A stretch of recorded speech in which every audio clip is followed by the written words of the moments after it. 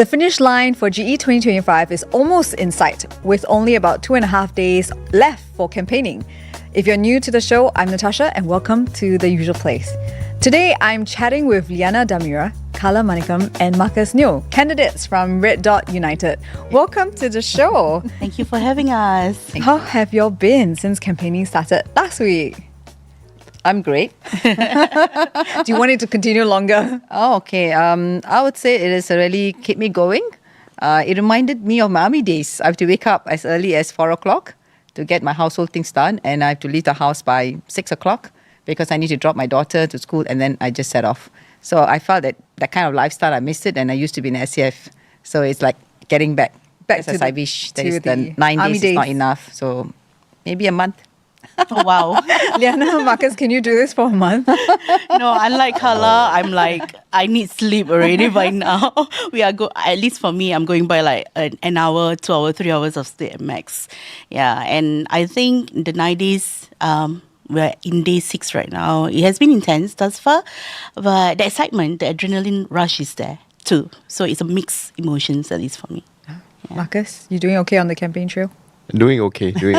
Putting on some weight. I lost weight. Some people lost weight, some people gain weight. But I don't sleep enough, I gain weight. Okay. But yeah, I think it's sufficient time for myself. Yeah, and appreciate it. It's a good 9 days of good effort. Yeah, from the team as well. Yeah. All right. So for some context for our viewers, a background on Red Dot United, it's a very young political party because it was only formed in 2020. And that year, RDU contested just one constituency, which was Jurong GRC at that time. Fast forward 5 years, and in this election, RDU is fielding the second highest number of opposition candidates after the Workers' Party. So I have to ask, your party is going head-to-head with PAP this election in all 4 constituencies with 15 candidates. How did RDU scale up from a one GRC showing in 2020 to fielding this many today? Liana, you're the party treasurer. Maybe you want to take this question? I would say that it's years of putting our boots on the ground.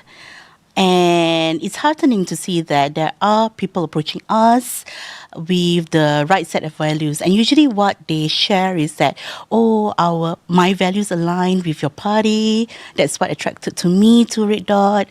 It's either that or they have been trying to find a place somewhere and finally they find Red Dot United. So it's heartening to see that we are attracting the right value-aligned individuals to our party. Since GE 2020, we continue walking the ground of Jurong GRC. We uphold our promises to still be there for the residents. And I would say that a lot of our long-term volunteers from then till now does come from Jurong GRC. So I think that is a good starting point that we have. And then segueing into nationwide, we do have other candidates because word of mouth does spread. And from friends to friends, they talk about, what are the kind of Singapore they would like to see. And when they come across RDU back in 2020, they kind of like, I can resonate to what they are saying. I can resonate to what they are envisioning Singapore to be. And that's why they are attracted to the party. Carla, Marcus, your take? You want to go first or? Okay, Yeah. sure. I'll speak for someone who actually started volunteering in opposition politics since 2 years ago. And finally, I found my place with RDU. And the considerations of why I joined RDU as a newcomer as my first GE as well. I think in running a GE campaign, it's very complex. It requires more than just putting down a deposit. So from an outsider, I observed that actually RDU places a lot of emphasis on brand, on discipline, on being a united front. And well, as someone who observes opposition politics, I know that it can get messy sometimes, right? Some characters are a bit more flamboyant, if you will. But I do think that in order to be elected into parliament, you need grounded politicians. And that's what RDU stands for. And I've got to give our Secretary General his props, Ravi Philemon. He's put together a team that can campaign in a very disciplined, united front. So that was what got me to join RDU finally. Yeah. That's nice. Something about Ravi. I'll start from there. I believe leadership is very important. Yeah. And leadership cannot lead. Of course, you must have men around them, right? So leadership with the right man beside them, they can actually carry the message forward. So I felt that this RDU had very strong, what they call messaging, which is about fairer and compassionate society. That means we need to be fairer to the society and we need to be compassionate. So they actually kind of live. That means they walk the talk. I'm also a strong believer that a leader must walk the talk. If the leader doesn't walk the talk, then we are making a mockery. You can say a lot of things, but you don't walk the talk. I think this something is drilled in me since in Singapore Armed Forces, right? That we need to lead by example. So, and you need to care for your men. They must have, and you need to be fair to your men also, right? Fair, compassion. So, I believe the party started on a good note with Ravi coming in to set up the vision for the Singaporeans to be a fairer society, compassionate, and everybody been singing the same song. And of course, in anything that you go, the discipline is important. We're not like extreme discipline where we are being treated like kids, no. Basic discipline is how we groom ourselves, how we look. And that is also an important quality when I was in the Singapore Armed Forces, right? And in any uniform group. So basically, I would say that what attracted me to, in fact, I was actually running away from Ravi. Yeah, he Because didn't give you up. knew He didn't him give up. Yeah, From your previous party with yeah, which was he was PS. following me for 5 years. He never gave up on me. He would call me, hello, how, Kala, at least quarterly he'll call me, check on me. Yeah, I'm fine, But somehow deep in me, I'm a very strong follower of following my heart. I know my heart says that I need to be in a political party to pursue what I want to pursue for the people. But I was just taking a break to see how I can actually adjust the whole thing. So I'm a very reflective person. So I took the time to reflect. And I see him very consistent. I couldn't resist. So I said yes. I think actually your vision, everything matched to me. I just holding back for a while because I want to spend time within myself, my deeper level, to find out whether this is the right place. Because once I go into this party, make sure there's no turning back. So I really deeply reflected before I going in, not just making a fast decision and move on, right? So because I don't want to go back to another place. So I just want to be there. So I'm looking at a long term. Yeah. Okay. Well, I want to hear from each of you individually. So, Liyana, I'm going to start with you. You're an operations manager at a non-profit organization and you run a virtual service business. And as I mentioned earlier, you're also the party's treasurer. Okay, but before we get into it, here's a snippet of what you said at a recent rally. Let's have a look. My name is Liyana Dhamirah, and I serve as the Central Executive Committee member and the treasurer of Red Dot United. We need leaders who understand the real challenges on the ground, leaders who have lived them, leaders who don't just speak from air-conditioned offices, but from a place of shared experiences. So, Liyana, this is actually your second time standing with RDU, and in this election, you're a candidate for Jurong East, Bukit Batok, GRC. Yes. How different is this election for you personally compared to 2020? How different? I think come with years, one has wisened up. Hopefully, I would like to think that I've wisened up in a way. And I've gotten a little bit more experience from the past election. I've done a lot of reflections and taken away learning pointers as well on what perhaps could be better this time round in this next election campaigning. And the different which I find heartwarming is coming back. Of course, like what I mentioned earlier, we've continued putting our boots on the ground for the past 5 years. And it's heartwarming to see warmer welcome to the constituency, even though previously it was Jurong GRC and now it's a new GRC that's been carved up and subsuming like new wards like Yew Hua, Hong Kong North and parts of Bukit Batok as well. It's very heartening to see that the residents welcome us warmly regardless of the changes. It's as if like we are familiar faces to them. We are no strangers. I frequently visit the eateries, the shops over there in the mean of supporting them as well. So I would find that the difference between the then GE2020 and now GE2025 will be the familiarity of the surroundings. Okay. Yeah, and the warmness of the people. I think that has come up this election. I'm not sure if it happened the last election, but a couple of days ago, you actually filed a police report about online harassment. And you did explain your reasons for doing so. But what I want to know is how difficult is it for you, not just as a minority candidate, but also as a woman to run for office in this election?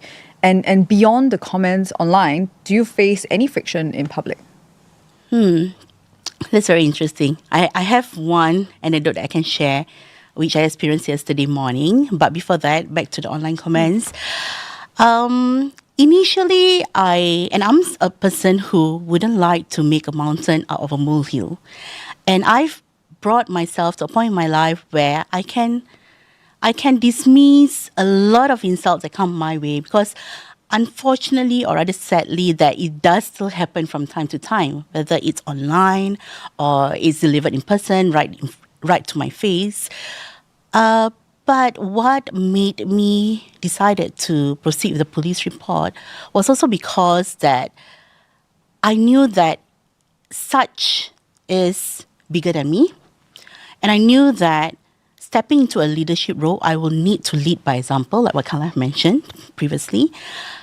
And also, in a way, paving the way for other minority women or women in general to know that there are resources out there for them to protect themselves with, for them to keep themselves safe. And in that line of thought was what made me proceeded with the police report.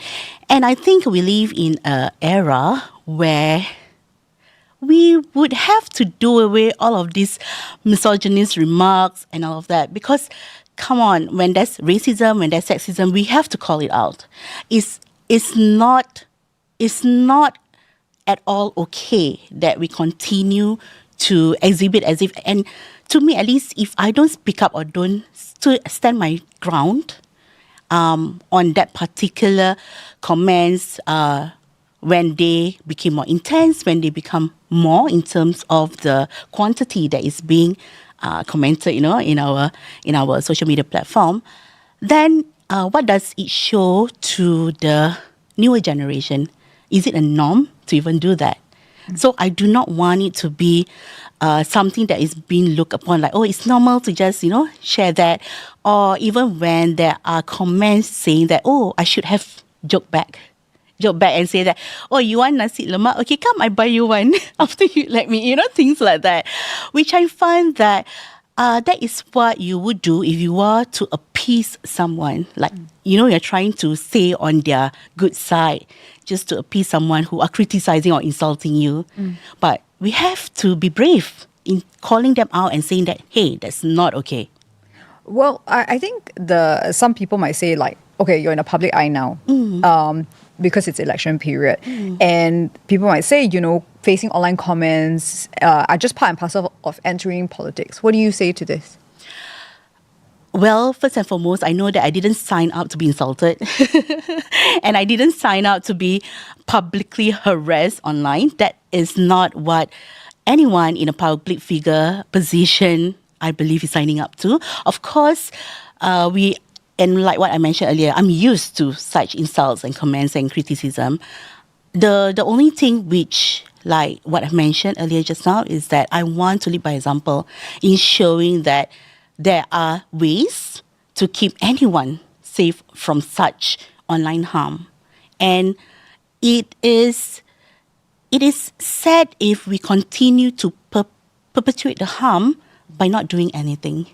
Yeah, if good people do nothing, then we are continuing to enable the harm to continue. So you said earlier that you met someone yesterday. And, yes. You had an example. Yes. So I hope this is a good story. it was actually an anomaly. When we were doing our walkabout, we were, like what I mentioned, it's heartening to receive warm welcome from the residents, from people on the ground. When we approach them, when we share our flyer, share more about ourselves, introduce ourselves, and asking for their name, getting to know the residents. However, what happened yesterday was I approached one of these tables at a coffee shop, and before I could even hand out my flyer or even say hi, the gentleman at the table just shouted, just like, no, go away, at a very high voice, go away, I don't want you here, things like that, which is That is an anomaly. It doesn't happen every time when we go for our walkabout. So I find that's interesting. But I think upon reflecting, right, I'm proud that I hold myself with composure. My response is, oh, I'm sorry, you might have had a bad day. I'll come to you later. Apologize for, just disrupting his morning, whatever it is that he may be experiencing at Does that he know you're moment. from the opposition? Yeah, he does. You know why I'm asking you this? I had a similar incident. So I was knocking at the door, and then the guy said, "Go away, go away." When Then was I this? said, When was this? "This is this is at Jalan Kayu." Okay. So then he said, "Go away, go away." Then I said, "Just to let you know, we are from the opposition party. RDU." What? Okay, come. He came he thought we are the other party, PAP, and then he doesn't say, "Go away, go away." So I think he didn't listen. So I raised my voice to say, "We are from the opposition party, RDU." Oh, okay, I'm sorry. Then he came and he spoke to us for 10 minutes. Oh, that's nice. So that's why I'm asking you whether he could have mistaken. He knew. Yeah, he knew, So okay. basically, what happened was we were approaching the table. We were introducing ourselves as Red Dot United, the opposition party, and straight away that was where he raised his voice and asked us to go away. He doesn't want us here. I think it's human to react in certain episodes when you are either not prepared or you're just starting your day, right? So anything can go at both ends of the spectrum. But at least for me and my team member, I would say that I'm very proud. And Marcus was there, right, yesterday? Yep. Yeah. Marcus was there. Yeah, because you're on the same team. Yeah. And we'll get to you, Marcus, in a bit. So it wasn't a good story for the guy, but you actually managed to keep your composure. Yeah. Yes. Okay. I mean, we stay classy, guys. Well, the other thing I wanted to ask you about, because your personal story has come up a couple of times about how you're homeless and also how you battled mental illness around that time. Based on your experience, what do you think needs to change in Singapore for people who fall through the cracks? That's why we continue to emphasize the need for a more compassionate society. Because without compassion, there isn't any empathy. And empathy requires someone to be more than just, oh, I understand you, right? It requires someone to put themselves in another person's shoe, to really understand where they're coming from, what are kind of issues that perhaps evoke a sense of unpleasant feelings. And from there, they can then, advocate for themselves. So it's very important for us to have compassion, and empathy starts with one being kind to one another, even though if anyone might not understand the situation of another being, but just being there, just being present, just being a listening ear would help a lot. And I think that is even more crucial nowadays because we do see a stat in the rising of mental illnesses here in Singapore. So we can do better. Thanks, Liyana, for that. I'm going to switch it over to Carla, put you in the hot seat now. Yeah. So you're a specialist adult educator and you're running in Jurong Central SMC against the PAP's Xie Yao Chuan. Here's a little bit of what you said at a recent rally. Let's have a look. Opposition will be the insurance for the country. You need to back up. We all buy insurance for our medical. We buy insurance for our accidental plan. We buy insurance for crisis cover. Do we buy insurance to actually check on the party and PAP? We need to back up in times of crisis. Having opposition is like having insurance. You hope you don't need it, but when problem happens, bad policies, mistakes, there's someone there to speak for you in the parliament and bring up every single thing so that we will do the best for you. So those are some pretty bold statements. That said, the RDU, as I mentioned earlier, was only started in 2020. It's a young party and voters might not be as familiar with RDU. What is the party's pitch to voters based on, what you said? Pitch, is it? Yeah, what's the party's pitch? Basically, the pitch is similar. Let's say we want a fairer and a compassionate society, right? So in order for us to actually exemplify this fairer and compassionate society, it doesn't, people think that we are more on the weaker side, fairer, compassionate, very, lovey-dovey kind of thing, right? So, but beneath that, we have to move up to see what are the strategies that we can bring in so that we can actually exemplify this fairness and compassion. So when you were talking to Yeah. Talking to Liyana earlier, Liyana, yes. you were saying about the mental illnesses that's happening in our country, right? So basically, that's a basis of the fairness and compassionate, where we need to bring in strategies to actually bring our people out of this particular zone they're in. In fact, quite a larger population of our population size, be it from young to the old, in certain level, their mental well-being is affected. So the pitching that we're going to is actually we need to hear the sounds and the beats of the people's, their heartbeats, because we are not listening to that. Every day when we are in home, even individually for us, there are so many things are running through our thought process, right? Things can be related to your job, related to your family, related to your finance, so many things. But even there's so many things running through your mind, you need to somehow bounce back with someone. It'll be good to bounce back. But there are a lot of people don't have someone they could bounce back to. And they become very transactional. So when they need something, they go to the people they need to ask for help, for example, the member of parliament or whatever it is, they get it done and finish over. But what is missing is the kind of personal touch. What's going to happen? What's happening now? Where are you now? Where can I bring you from here? Understanding what the capabilities are and what are the expertise are. And then we can maybe use them for other purposes. So I feel that we got so many tools, right? We use tools to maximize our outcome, right? But we are not maximizing our human resources in Singapore. I just saw a man today, 3 men I saw, which is one is 84 years old, one is 88 years old, one is 80 years old. So can you imagine all these 3 guys are very fit and they're able to walk and their mind is so strong. Where I'm coming from is, these people might be, this is exactly what Major Cheng said. Major Cheng is one of my residents who I had a conversation this morning. Today was his birthday. We wished him birthday wishes. And he said he's actually a major in the army. And he has actually helped our LKY in his processes and he has assisted some things. And he has so much of wealth of experience. And he said, they don't want us anymore. And he says that my body can be weak, but my mind is strong. And he said, if LKY, at the age of 90, they still tap on his, what is his feeling and the feedback that he's going to give for one ideas. So he can be frail, but he's very strong in his mind. And there are a lot of people out there. And that's how, before my doorstep interview, I said this to the interviewers. There's so much of resources and expertise we have in our older generation, the elderly, but we did not tap on them. And true enough, when I bumped into them this morning, I was so glad that he spoke his mind. And he said that they don't want us. And very sad, no? It was very painful for me because he just said that we can be good, we can be utilized, can be used for so many purposes. But they just put us aside. So the pitching is every Singaporean, regardless whether you're young, middle-aged or old, everybody got some level of uniqueness and expertise in them. Do we want to tap on every single person? And maybe we got many more talents in Singapore. Yeah.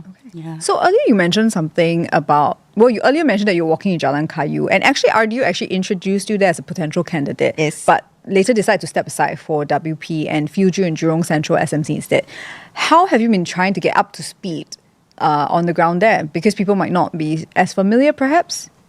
I call this destiny. I'm a strong believer in destiny. What is meant for me is meant for me. What's not meant for me is not meant for me. So upon reflection now, I'm very happy every day that I've actually, thanks to the Workers' Party, we gave way to Workers' Party and they're taking Jalan Kayu. On the hindsight, when I came to Jurong Central, and Jurong Central is something not new to me because it's my childhood area. I was there from 14 years old to 35 years old. So all the places I know. But of course, I moved out, right? But why I say it's a blessing because the people that I saw every day in and out just reminded of me of my dad. And my dad is a very, very carefree man. He goes out to everybody, speaks to everyone. Even though he doesn't understand Malay, he doesn't understand English, but use sign language to ask people, how are you doing good? Have you eaten? The moment they say they have not eaten, he will bring them home. And every day my house got at least 3 strangers. My mom thought it's all his friends, but actually they're not friends. So, so his service is to give food. So why I say it's related to today, what I'm seeing in Jurong Central is many of the elderly I see. In fact, 80% when I'm shaking hand is mostly elderlies. And they actually feel the same thing and ask me, how are you? Do you like to have a drink? Do you like to eat? So it just connected with my dad, So where I'm coming from is, I'm so happy because it's kind of give me the feeling of taking care of my own parents, connecting with my own parents, and I don't see a difference in them, how they actually care for me. And many of them could not speak English, right? They speak How do you Chinese. connect with them? That's why this is what my father told me. You don't need language. You need just sign language and facial expression. And I used what my dad has taught me. He's actually my idol. So he doesn't know any language. Language doesn't come with what he spoke. Language comes with body language, right? 93%, in fact, body language, 55% is your communication. So I just ask, how are you? Smile. Ethan, what are you doing? And they don't understand. But the moment I show them my flyer, yes, I know. Yeah, good. Then one man this morning, when I was giving a flyer, he gave me his phone to put in my ear. I said, wondering, what is he doing? He is actually listening to my speech. Oh. And that's the action, very action-oriented elderly people. We don't speak much, but use a lot of sign languages. So the pitch we're putting there is we want to be mindful that every single person, be it young or old or elderly, everybody got capabilities. We want to tap on the expertise. Okay. So let's hear a little bit from Marcus as well, because you're a first-time candidate. So Kala has been on the ground. You're a first-time candidate. You are RDU's, you're Liyana's teammate because you're a candidate for Jurong East Bukit Batok GRC. But before we find out a little bit about you, here's a snippet of what you said at a rally recently. 大家好，我是梁凯杰。Why I joined opposition politics? Let me tell you why. In the last 5 years, I've observed that there were many legislations pushed through in Parliament without concerning the different voices and segments of society. They may be small, but they are important nonetheless. The only way to have our young, middle-aged, and old committed, dedicated. You've heard my colleagues, many young Singaporeans, my peers alike, they've decided to move overseas, or some maybe they think, okay, let's stay in JB, it's cheaper, less stress. Unless the government is able to persuade all Singaporeans of all ages to put their roots here through accessible, affordable homes, then I would say we will have a big problem in 20, 25 years. We're all done for. Marcus, you are one of the younger candidates this general election. What's the big issue among your peers that you want to push for? I think for people my age, two things come to mind. Firstly, you've watched the rally speech snippets. Housing comes top of mind. Secondly is job insecurity. So these are the two themes that I would like to push forth, and this is also coherent with RDU's policy proposals. One of them being, if we were to be elected to Parliament, RDU would push for a relook into housing policies. And also, when it comes to job insecurity, it's not just foreign talent coming in, it's also the relationship between the employer and employee. RDU will push for a fairer employer-employee relationship so that we can actually somewhat enable Singaporeans to actually speak up at work, to take risks, calculated risks at work, so that we can actually also value add to the employer in the long run by gaining productivity, if you will. If the relationship is imbalanced, then people might not want to speak up at work, right? It's like, and do you think Singaporeans can't speak up at work now? Nope. Kala just said no, right? Yeah, but what's holding them back? I think people in their 30s and their 40s, when they are faced with a potential high mortgage, resale flats, they would not be incentivized to speak at work. They would be disincentivized and to be more self-preservative. Right? I don't want to lose my job. What if my boss don't like me? What if my colleagues, say this, say that? I want to protect myself. Let's not take risks. I have a huge mortgage to pay for. Yeah. So I think these are the concerns, and I've also feedback from my friends around me. Sad, isn't it? Well, I wanted to ask Marcus, because the RGU team will actually be going up against the PAP team, which will include Minister for Sustainability and the Environment, Grace Fu, Minister of State for Law and Transport, Murali Pillai, and Minister of State for Health and Digital Development and Information, Rahayu Mazam. So yesterday at the PAP's Fullerton rally, did you all catch it? Yeah, I catch it. Okay. PM Wong told the crowd, and I'm paraphrasing here, that it will be that the PAP's ability to govern effectively would be severely weakened if the opposition wins in several constituencies, and that would mean a loss of several ministers, leading to a weakened cabinet.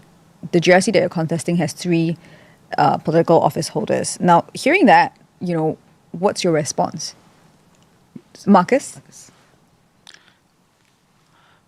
Well, I think Pritam Singh has responded somewhat to a similar question to that. He has said something about George Yeo once being labelled as someone that's very core to the cabinet. And, well, we all know that George Yeo lost and he was no longer a minister. And the PAP still formed government, and, well, life went on. They found different people. They pushed different people. So that would be my response. I think that, statistically as well, like if the PAP were to lose even more seats, they would still form government.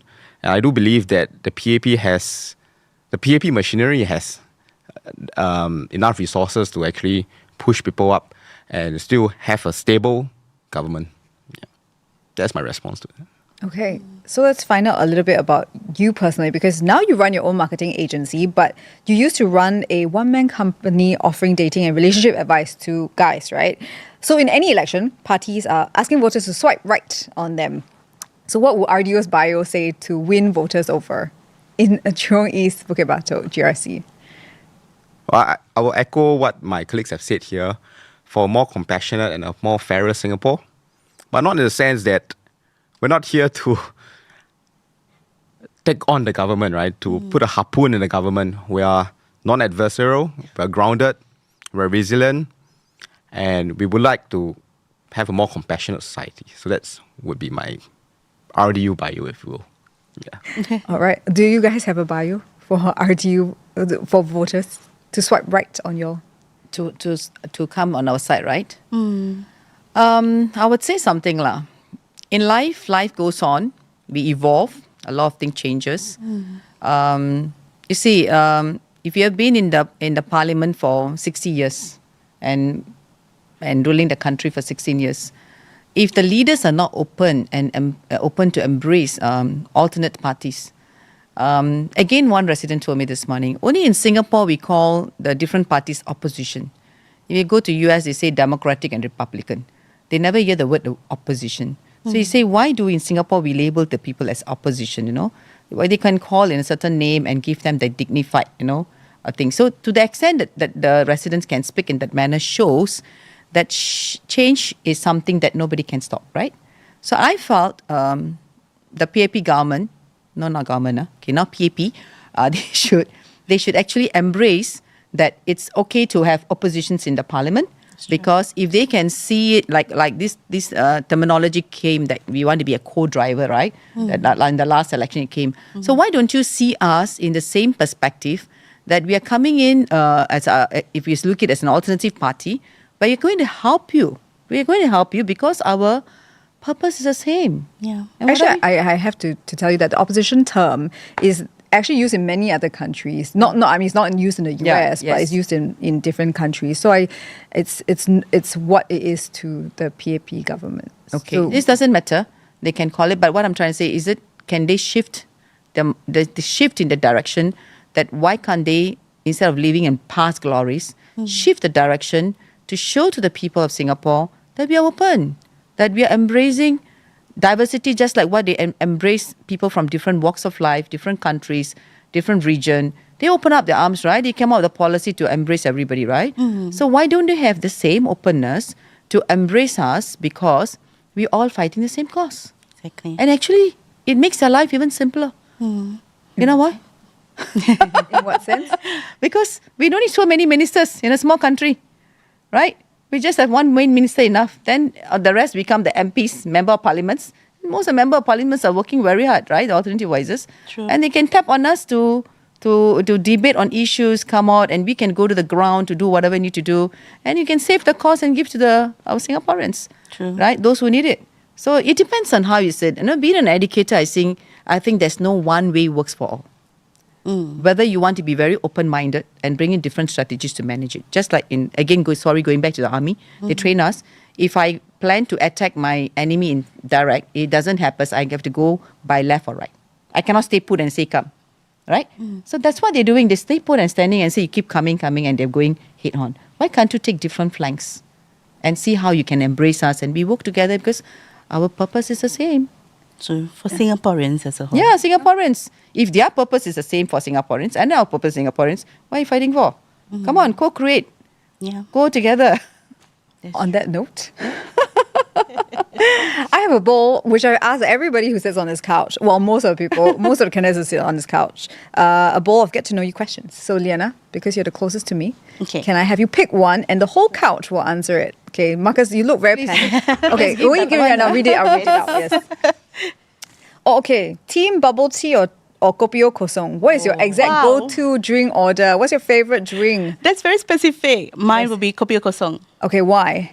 I think can be an attribute from the experiences that I had in my life, that I kind of like can put up with bitterness in a way. And kopi o kosong, there's no sugar, there's nothing. I mean, apart from staying away from, type 2 or type 1 kind of diabetes, which runs in the gene of my family, unfortunately. Kopi o kosong helps to perk me up without the need for sugar. Hala? What's your go-to drink order? Again, to what I said just now earlier, we need to evolve, right? So yes, kopi o kosong is nice with the butter. If it's even better, right? The butter, no, you put the butter, so that's fantastic. But things have changed now. When my daughter came along, and she loves bubble tea. Oh. And I don't know what is the taste like bubble tea initially. She said, "Mommy, come, let's try bubble tea." No, I think I told her, no, it's got a lot of sugar. And I think, don't worry, we're not going for 100%. We're just going with 30% or 20%. You can reduce the sugar or no sugar at all. Come, let's go for bubble tea. And I must say thanks to my daughter, because after drinking bubble tea, you got I hooked. love it. Is it the milk tea? You go for the Milk tea, Oh, okay. or the even can be a milk one, or they can even have fruit bubble teas. So I can have a choice. So, and I have evolved, and I want to be with the youngsters, what they want, so that I can have more interactions with my daughter over bubble tea. Bubble tea will attract her, and I say, okay, let's have more conversation. So that's how I shifted myself, and that's exactly what I'm telling, that we need to shift when we need to shift, and don't stay where we are, and keep on saying that old ways will still work. True, we can evolve. Yes. Okay, Marcus, what are we ordering for lunch on our drink order? I would be going for a classic Singaporean teh tarik. Oh, no, okay. Why? Well, contrary to what you guys see on the TV and rally speeches, I'm actually quite a introverted person. So when I drink caffeine, kopi o kosong, it would just get me off the edges. So bubble tea, I'm quite health conscious as well. So I think teh tarik falls right, in the middle. In the middle. Yeah, got sugar. Yeah. So yeah, teh tarik has been my go-to. It's a nice fit in between. All right. On that note, I'm going to let you get back to campaigning. Are you guys headed back to the west? Yes, we're going to go. Yeah. All right. Yeah. Okay. Good luck out there. It's about 3 more days to go. Yes. Yes. 3.5 days, yeah. All right. But thank you very much for stopping by. So more candidates will be dropping by this couch. I won't give away who will be on tomorrow, but here's a clue. They'll be coming from the northeast. So I'll see you tomorrow at the usual place at noon, live right here on the Straits Times podcast channel. Bye.